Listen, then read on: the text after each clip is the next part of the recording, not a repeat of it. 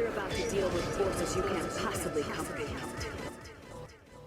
Welcome to GMP, the Great, Glorious, and Glamorous, aka the Going North Podcast. I'm your host, best-selling author, and certified self-leadership trainer with the John Maxwell team, Dom Brightman. And this is the podcast where authors from around the world help you realize that success is tangible. Now let's get on with the show.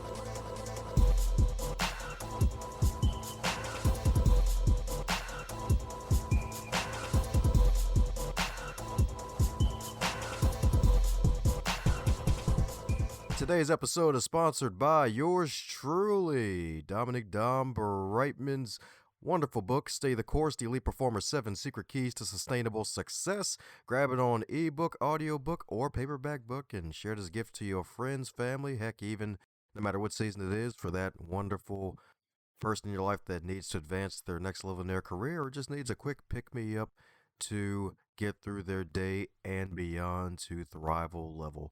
Now let's get on with the show. And today on the Highlight Reel Builder for Authors, known as GMP, the Great, Glorious, and Glamorous, is the Going North Podcast. And we got another super special, awesome human for you today, my friends. That's right, indeed. Got some melanin in the building, baby. That's right, indeed. That's right, some magical melanin, indeed. Some M&M without the actual candy. Because today's guest, not only is she a fellow author, she's also a passionate speaker, y'all, who uses personal life struggles as a fountain of inspiration. So you heard that right, folks. All the water.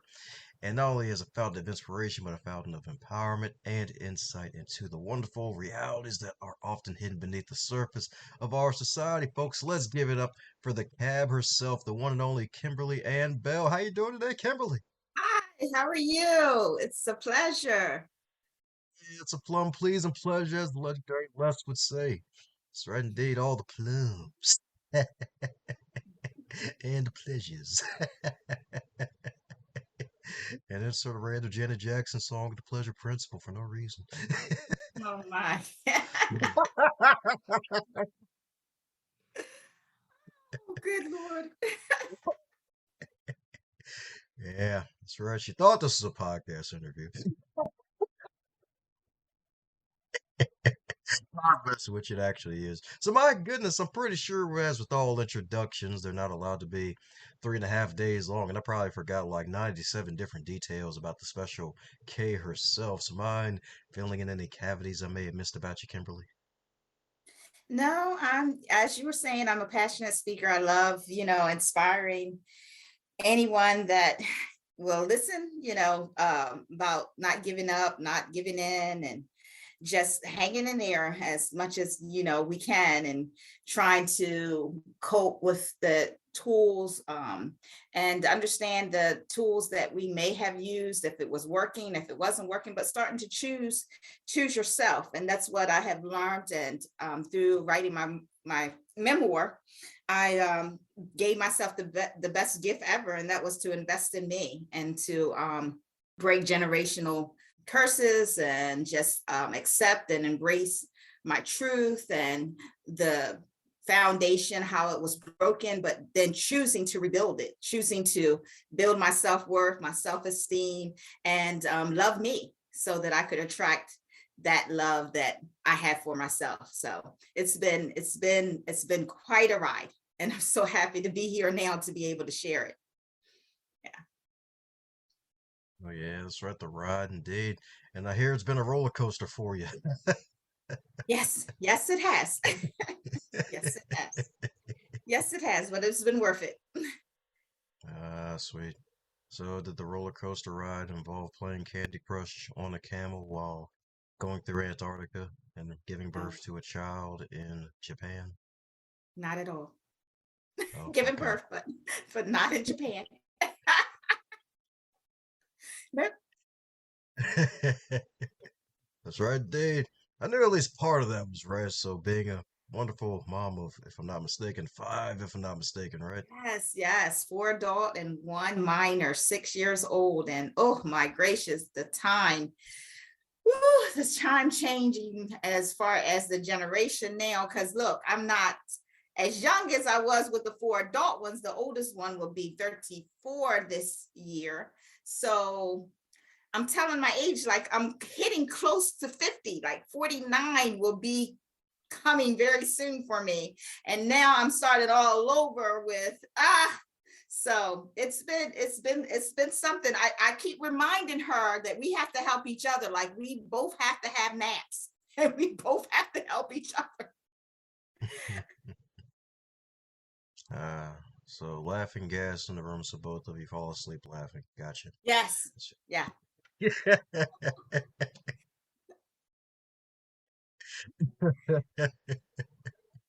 right, Yes. Dave. That's right, We Dave. need as much assistance as possible to get through this, get through our ages.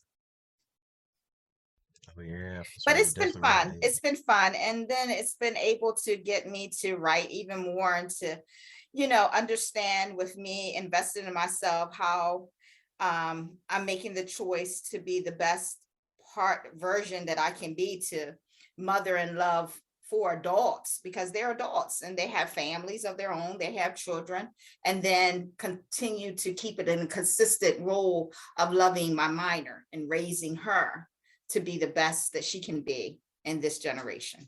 Yeah. And also seeing it as an example, I looked at years ago, and that's why I put some of those things in my memoir to inspire, is that I believed at certain seasons of my life, my mentality was to live for them. As long as I make the choice of living for them, no matter if they see me in a physical abusive relationship, mental abusive relationship, as long as they were with the mother and father and I was living for them, then they would be okay. But I had to learn to live for me first. And then in turn, they would get the best version of me that I could, then say, I'm the best mother, whatever choices that I have to make for myself, for them. Yeah. There you go. That's right. Loving yourself indeed. So how was that like getting to this point? Because that's one of the major buzzwords of self-love and self-care. And I'm pretty sure it wasn't always in your repertoire with your pets and all being adopted. And of course, starting extra young on the motherhood side of the game. Right. Right. Yeah, it was definitely a process. And like I said before, I use the term choices so much because everyone has to make a choice. And I had to make a choice that repeated cycles had to stop. These toxic relationships will continue to go into unhealthy relationships, and impulsiveness decisions just had to stop. And then also how I was living my life. Did I want to choose to continue living my life in the anxiety and depression and not accept the broken foundations of those things that cultivated those feelings, those emotions? And so it was definitely a process, but my first process of freedom was when I put my whole story on paper and got that book written. And that was during COVID, but each chapter pretty much freed me. Now, periodically throughout my life, and even working in the public sector all my life, I was able to inspire bits and pieces of my story. Stay in school, I quit school, just when things was appropriate. And as you were saying, like being able to relate, being rejected, being abandoned, being raised by people that you really didn't know and had no control over it, but still living with, was there something wrong with me at 5 that no one came back to get me, no one came to fight for me, and everyone just kind of continued with their life where, so I had to go through those process of writing and reliving each chapter and accepting.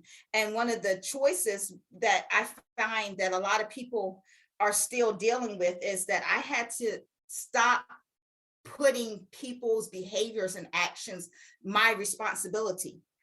I was carrying a whole lot of guilt and shame and judging myself, being responsible for my birth mom decision, my birth father decision, my marriages that did not work, the treatment that each one of them played a part on me, feeling responsible in some type of way until I chose to, hey, look, I'm responsible for what anyone do or how they react to me. What I am responsible for and what I can hold truth to is how I respond. It's my behavior. It's how I act. What I do in return of things that's been done to me. So it was like you said, it was really a process, and it's challenge. It doesn't stop. Don't think that my life now that I found and I'm working on this, that I don't go through challenges, I don't go through obstacles. I just lost my adopted mother not too long ago, and because of I freed myself and bared my truth, and I still live in my hometown, I was alienated from the funeral arrangements, from the funeral program.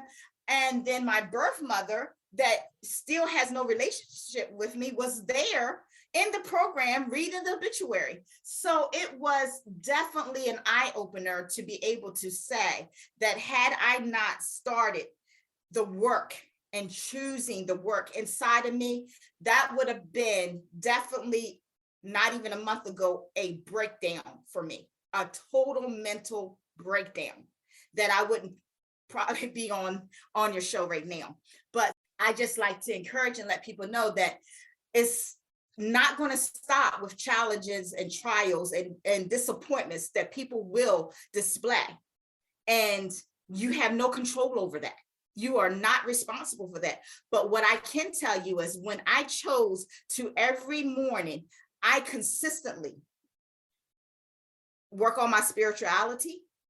And it's not the how I was raised, prostrate, always on the knees as soon as you get up in the morning or at night, but it's throughout the day, while I'm driving, while I'm in the bathroom, or sometimes when I'm even out eating, I'll just have by myself a meditation time that I'm talking to God, and I build on that. I love music, so I build on that support. My music, my Amazon music list just keeps growing because I'm from Kiki White to Tennessee whiskey on both versions, to R&B, to country, to gospel, to him, because that's my support to get me into my mentality and my frame of mind to stay positive.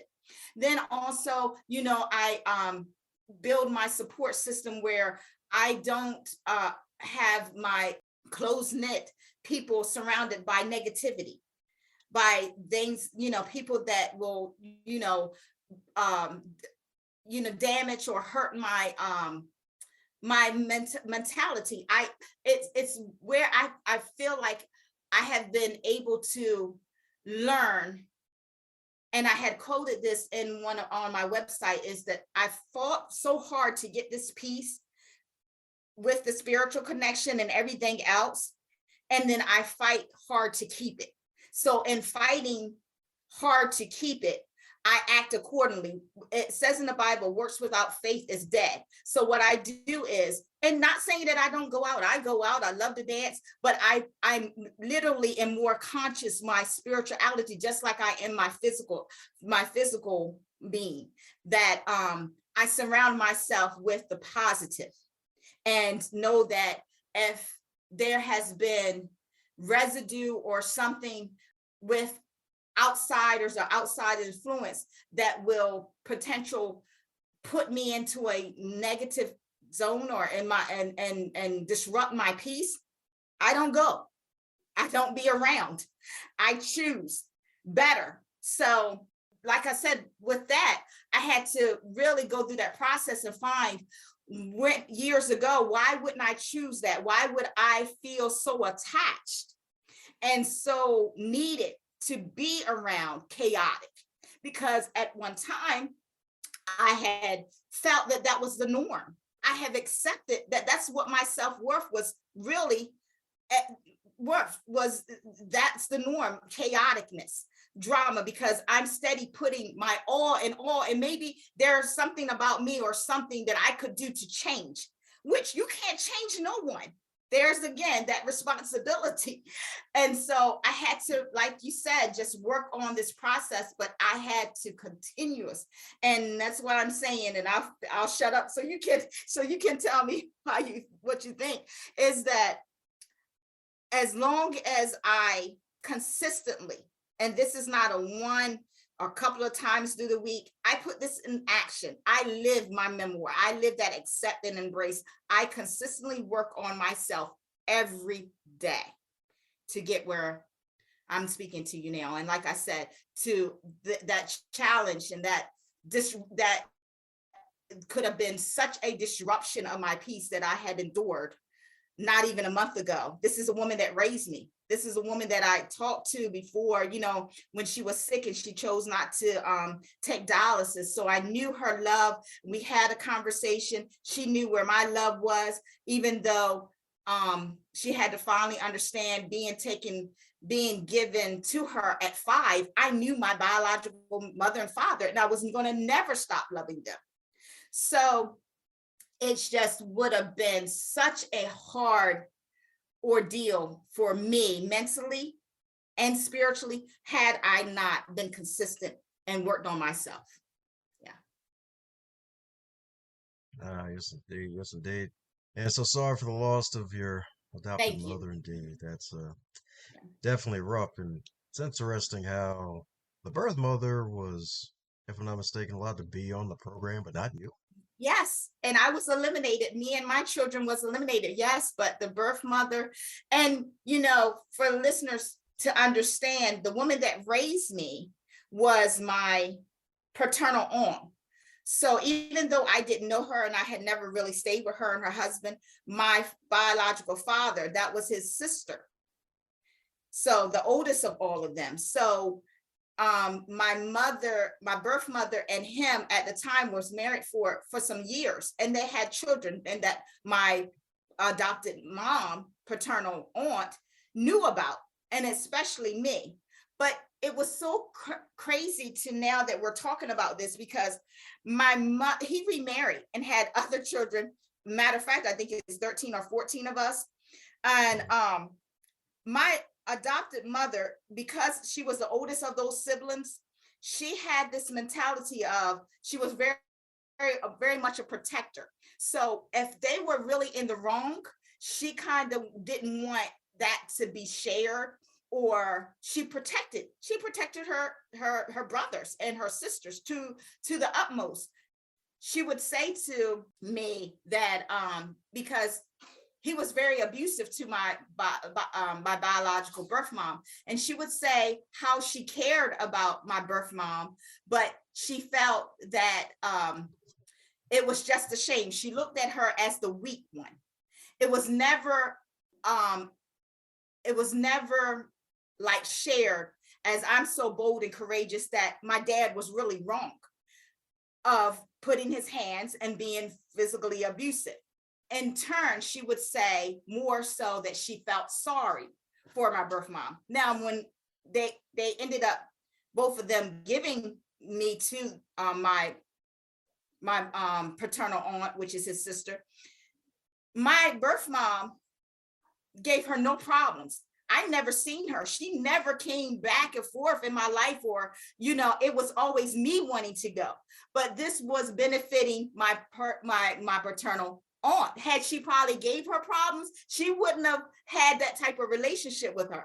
So yeah, so do you see where I'm going here? So it's strange, but now that I'm grown and I was able to release and understand where some of my broken foundation was and how I had to change my mentality, even when I remember 8 or 9 years old, when I'm given these famous bathtub wash in the bathtub, old school, and she was like the best back scrubber. You know how the old people used to scrub the bark off your back, but it felt so good. She would say, you're so timid and frail. And when she passed away, I was starting to think about the things that her and my dad had invested in me and would say, and I got so tickled because I started thinking about her relationship and how she looked at my birth mom and what she said about me. But her and my her husband, which was my adopted dad, balanced me out so well.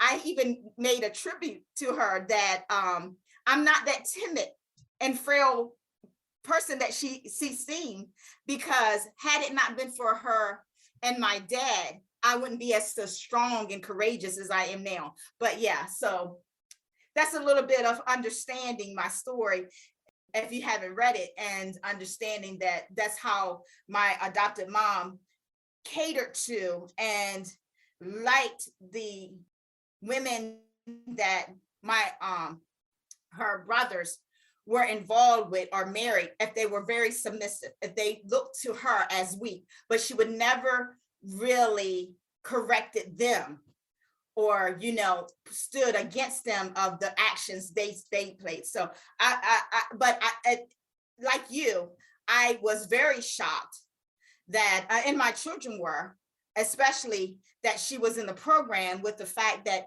she still has nothing to do with me and my children, and she never even called. I never heard from her, even her giving me condolences that this woman had passed away. And here I come in the church, and there she is on the side of the church, and I look in the program and there's her name. And I'm like, whoa, okay, all right, God, what are you doing to me here? But yeah, so it was good to, after the funeral, the middle daughter, the grown daughter, she said, Mama, she said, that was one test that we were so proud to see you go through. And then the baby adult daughter, she was sitting with me. She was saying, Mama, I just kept looking at her, and I kept looking at you, and here the woman that raised you is in the casket in front of us. And she said, I just felt so sorry for you. She said, because you look so much like her. And she said, I just felt so much sorry. But they have seen the growth since the memoir. It's almost like it's deliberately my purpose life of inspiring is deliberately to be a vessel to live it and to be able to share to others that this is as transparent as I can get, and that if I can live through it, anyone else can live through it. It's just a choice. It's just a choice you have to make for yourself. Yeah. Yeah, that's right indeed. That's right. The theme of the day is choice, it seems. That's right indeed. Made that choice to invest in yourself and decide to join the business of immortality and pen this book, and then get reconnected with some folks at one of the times where it seems like, hey, weddings and funerals. Get to meet people you haven't seen in like ever. And Right. it's like, Prepare me. Someone prepare us. I don't think it works in funerals, but we can try. We can try. yep, dead people bring people together. Right. So my goodness, my goodness. So what was the most challenging part of really putting this memoir together? Because I'm pretty sure there are probably some stories you didn't even add to the book as well, to the final You're right. version.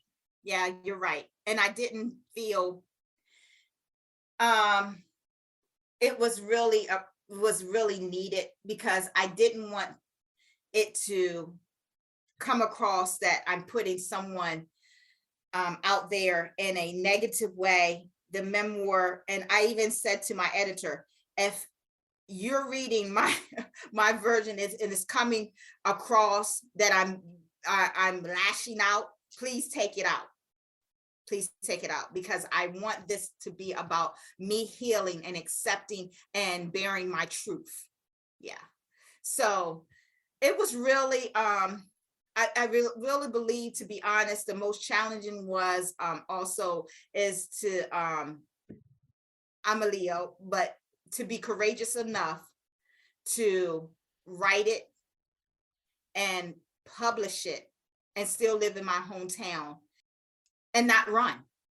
But my adopted dad said to me, and I'll never forget, he said, Kimmy, and that's how I got the Epitome of Kimmy. He called me his Kimmy. And he said, Kimmy, he said, remember this from your dear old dad. We're country. Remember this from your dear old dad. I'm like, oh, Jesus, here we go. Dear old dad. If you don't stand for something, you'll fall for anything. Yeah. So I stood, and I'm still standing. And it's not easy, but I'm still standing. That's right, y'all. That's right indeed. She's still standing. Indeed. That's right indeed. With the cougar swag instead of the lion swag. Or should I say the lioness swag, I should say. That's right indeed. Swag, yeah, there we go. Yeah, that's right, indeed. That's right, indeed. So my goodness, that's freaking amazing. That's freaking amazing, and definitely be able to put your story out there for folks to really share, read, and devour. So my goodness, so since you've been on a bit of these podcasts in recent history and still jumping on them to promote the work that you're doing, is there a question that you wish you'd be asked more often? No, not really. I'm asked, is there a question that I don't want to be asked? And I normally say no, because you know, I done wrote it now. I'm just really as transparent. But you've said something that I don't think I've ever heard from all my interviews and podcasts when you said, I'm sure there's things that you haven't shared, So yeah. But I filled my memoir with the foundations of everything. All the birth of my children is in there because it won't be any more. I'm telling you that, Dom. There's no more after the fifth one. That's no more lockdown.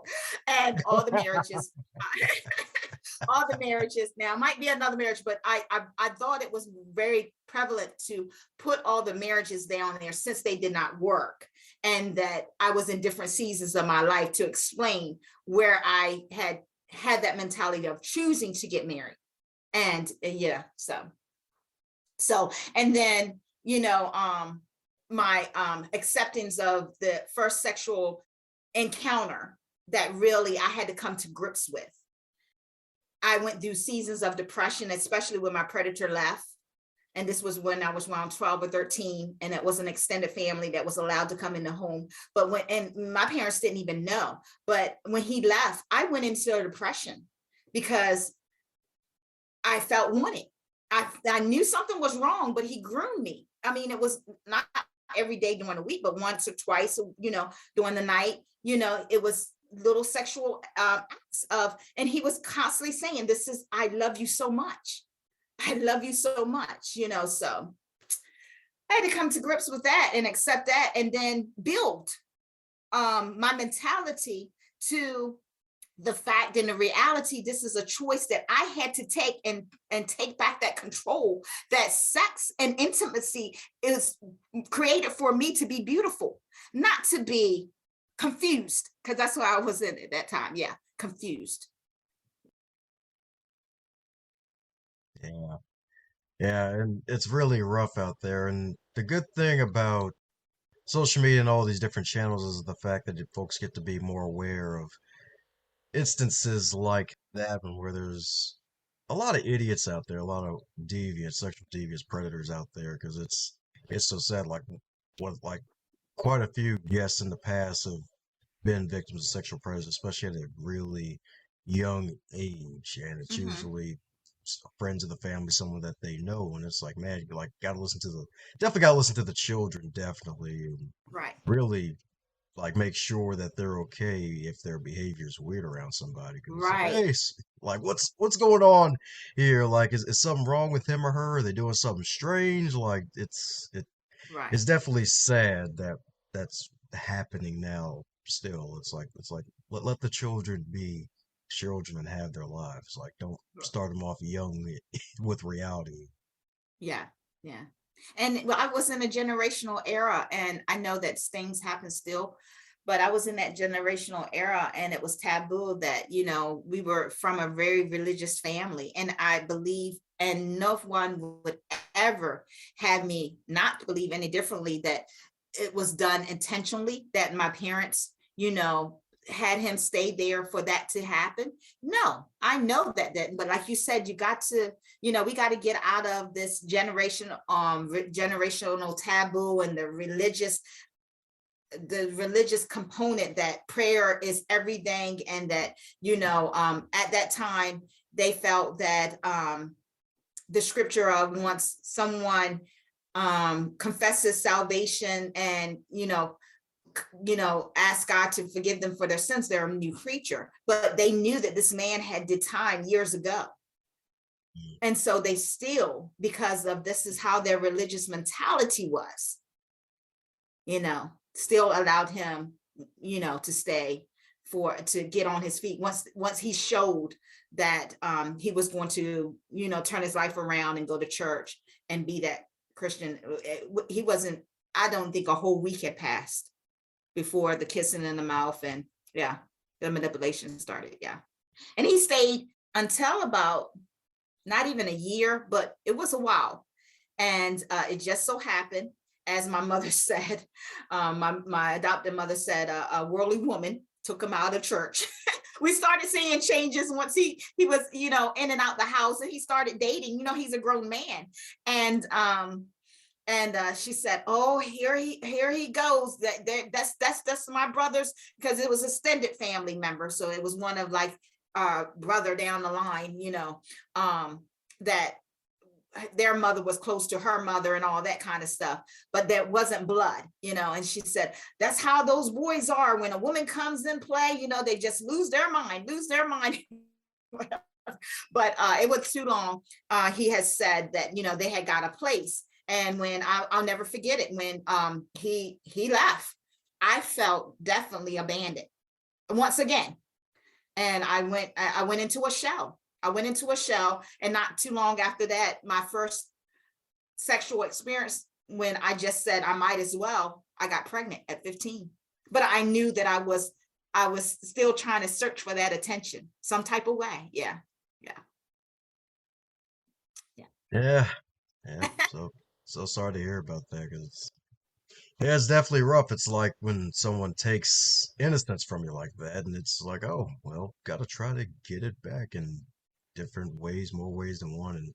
promiscuity ensues. And of course, there's danger with everything, and it's like, oh, stranger danger to the next level. Like, oh, man, Right. yeah.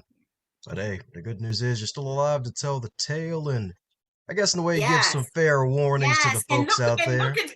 looking forward to that brighter intimacy that God created just for me. So that's the reward that I get so hyped up about, is that I didn't give up and I did not let that break me. And then I honorably accepted that and embraced it and said, oh my gosh, this intimacy is the coolest that I can have for me. This is what was created for everyone, sexuality. And I'm not going to die and leave this earthly world that's given to me one time not having it. I'm just a determined, as you said, lioness with the swag. Be 55, dog, but I'm going to get it. Yes, indeed. Yes, indeed. That's right, indeed. So, my goodness. So, speaking of getting it, folks need to get this book. And speaking of getting the book, a fun question we're loving to pop on, folks, and that is, if your wonderful memoir itself, the fabulous memoir, the epitome of Kimmy, if it was a food, what would it be and why? Oh my God. What would it be? If it was a food. I think it would be a fruit, probably. The kiwi. I would think that would be the kiwi. Yeah. The organic, the way that it is made, and the inside and the outside is just an authentic type of fruit that can't be misplaced by any other. So that's how I would describe that. Yeah. Yep. And here it's good for asthma too, so it helps folks to breathe, y'all. That's right. That's right. Really? I didn't know Yeah. that. You taught me Yeah. something. Yeah, I had asthma as a kid. Kiwi was actually one of my favorite fruits, and a few years ago when I found it out, I'm like, oh, well, no wonder I like freaking kiwi. It's like, all right, it makes sense. I know Sense kiwis too. indeed. Yeah. Yeah.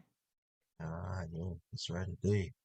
That's right indeed. So we're kiwi chocolate, y'all. That's right. It's chocolate covered kiwis, y'all. That's right indeed. That's right Have you indeed. had that? No. Oh, you are so something. I was gonna say, I've never had chocolate over it. Oh, that would be crazy. Like, make sure the hair of your skin is off of it first, right?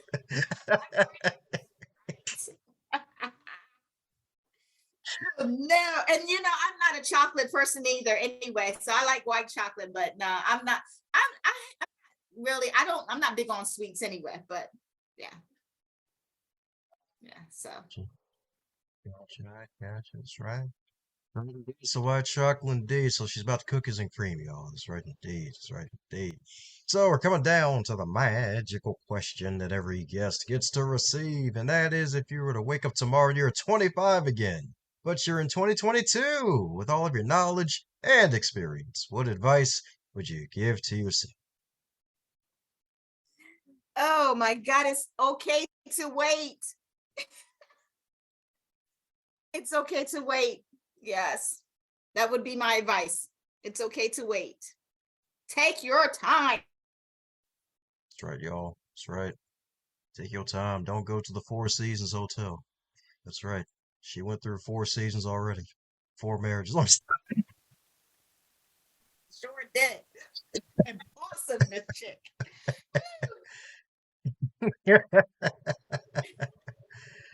Oh man. That's right, it's okay to wait indeed. So for those who need to stop waiting and grab some copies of your marvelous book and share with their friends, family, and also keep up with all the stuff that you're doing, what's the best way for folks to do so? Okay, well, it's on Amazon and Goodreads, and the gentleman that designed the book, he has also designed the website. He is the best.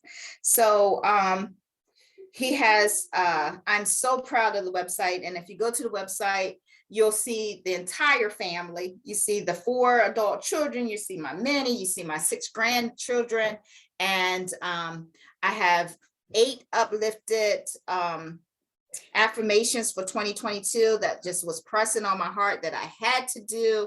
That's a download free, but also you'll see as soon as you click on my website, the book, because I want to release one more at my anniversary date, which is this coming August. And that is pretty much of the in between the dashes in my life of being in the ministry, stuff that had, I need to share to inspire other people and just relationships in general, and how the mentality had to change for me to live the best life that I'm living finally. Folks, reach out to the kind Kimberly indeed. Buy some copies of her marvelous books and share with your friends and family. Share with the cat and the camel too, y'all. That's right indeed. Let that cat know it's gonna one day grow up and be a lion, y'all. That's right indeed. And then you'll both be saying meow. That's right, for no reason at all indeed. So any parting words before we close up shop, Kimberly? Just that I am just blessed and honored to have this memoir out, and that I encourage anyone that has felt that they had been in similar situations, or just know of people that's been in similar situations that felt like their life wasn't worth living, to the fact to be the most well balanced person in this world, not perfect, and to get exactly what you deserve, and find your self-worth.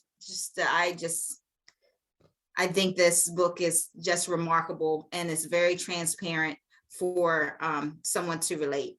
So that being said, it's been a pleasure and a blessing to be with you, Dom.